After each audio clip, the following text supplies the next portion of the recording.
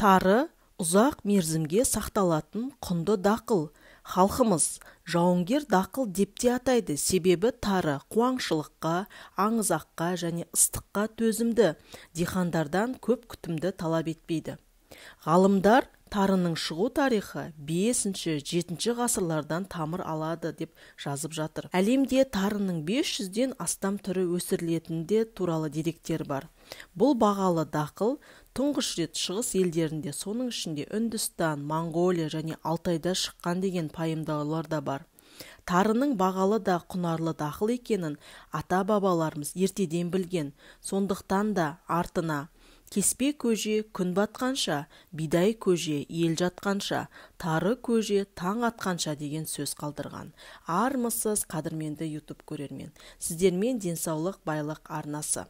Бүгін сіздерге бәріміздің жақсы көріп жейтін тары туралы біраз ақпараттарды дайындадық. Сіздерге өтініш, мына көрсеткіштерді қарап каналға тіркеліп кетулеріңізді сұраймыз. Көп жағдайда адамдар тіркелмей қаралған кезде біздің салып жатқан жаңа видеоларымыз сіздерге көрінбей қалуы мүмкін. Сол үшін де тіркеліп каналды қолдап, өздеріңізге пайдалы ақпараттарды ала отырыңыздар. Тарының тағам ретіндегі құнары мен жұғымдылығы, денсаулыққа пайдасы ғылымда әлдеқашан дәлелденген.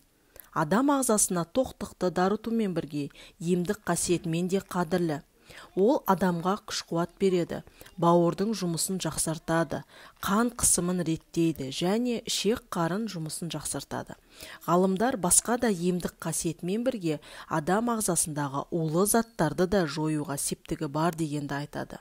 Тары адам ағзасына керекті дәрумендердің қайнар көзі. Онда ақуыз жеткілікті. Аллергияға әсер ететін глютен жоқ. В тобындағы дәрумендерге, бауырға қажетті холинге бай.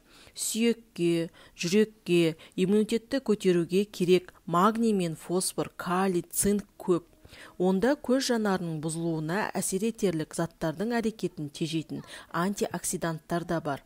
Өт қабы мен өт жолдарына да пайдасы зор. Тары ботқа мен оның сорпасы ағзадағы артық холестерин мен токсиндерді, дәрілердің қанда үйіп қалған қалдықтарын сыртқа шығаруда үлкен көмегі бар. Осы сөздердің де шынымен салмағы бар сияқты.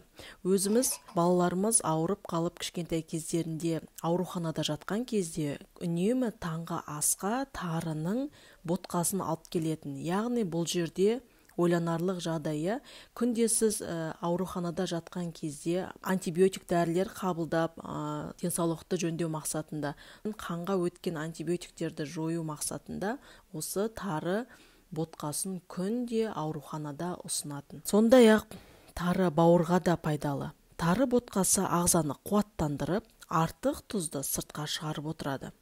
Бірақ та әр нәрсенің де ескеретін жағдайы бар. Тарыны шамадан көп жеуге де болмайды.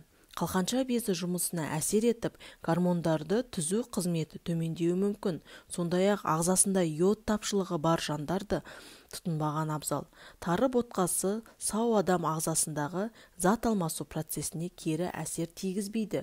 Тек ғалымдар тарыны күндізгі нәрдің көзі ретінде тұтынбауға кеңес береді. Яғни бұл жерде айтып тұрғаны, тарыны қосымша ретінде жеуге болады, бірақ негізгі тамақ ретінде тек тарыны ғана жеп жүруге болмайды. Оның ағзаға кері әсері тигізуі мүмкін.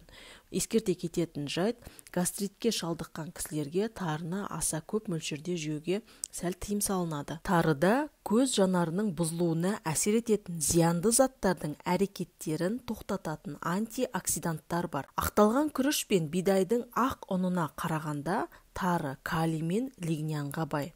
Соңғысы жүрек қан тамырларын және ағзаны артық майдан және улы заттардан арылтуда таптырмайтын зат. Тарыны көкөніспен, тауық етімен, балықпен қосып жеген дұрыс. Ас әзірлеуден бұрын тарыны жақсылап жуып, тез пісіп бойындағы пайдалы заттарын жоғалтпас үшін суға шылап 1 сағат ұстау керек. Тарыны қант диабетімен ауыратындар үшін де күнделікті тұтынуларына да болады. Себебі тарының құрамында қанттың көбеюіне ықпал ететін ешқандай да қанттар кездеспейді. Тарыда шамамен 12-15% ақуыз, 70% крахмал және маңызды амин қышқылдары бар. В1, В2 дәрумендері көп мөлшерде калий, магний және фосфорда кездеседі. Молибден мен магнийдің құрамы бойынша рекордты дақылды өсімдік. Тары ағзаның жасушаларын қабынудан және қоршаған ортаның зиянды әсерінен қорғайтын белок, амин қышқылдары және антиоксиданттардан тұрады. Бұл жармада мырыш, кремний қышқылы және басқа да дәрумендер бар. Тарының құрамында микроэлементтер көп болғандықтан олар сау тістер мен сүйектерге аса қажет. Сондай-ақ тары темірдің көзі.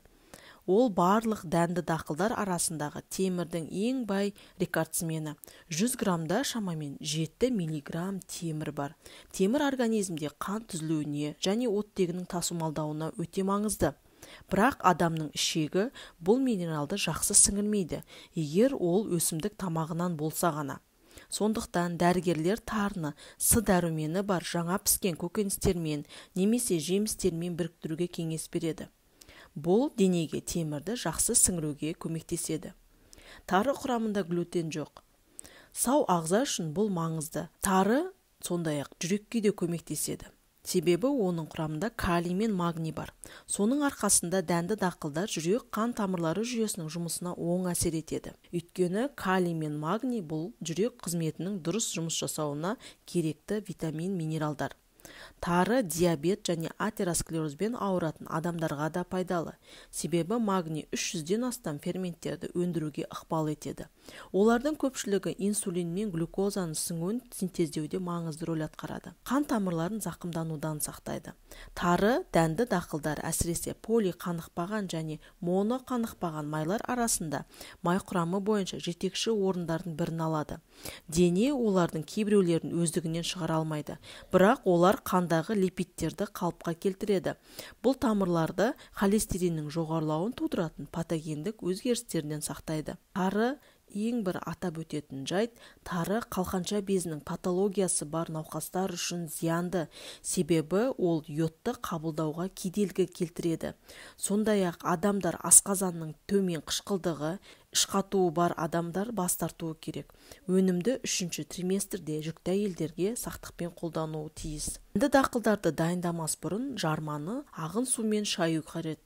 Бұзылған дәндерді сұрыптағаннан кейін тарыны жақсылап жуу керек. Сұйықтықты ауыстырғаннан кейін 2-3 рет жылы сумен де шайған дұрыс. Пісірмес бұрын жабысып қалмас үшін тарыға қайнаған су құйған жөн болады. Тары дайындаудың ең көп тараған әдісі қайнату. Сіз оны қайнаған суға құйып алуыңыз керек. Оған аздап тұз қосып, жарты сағат қайнатыңыз.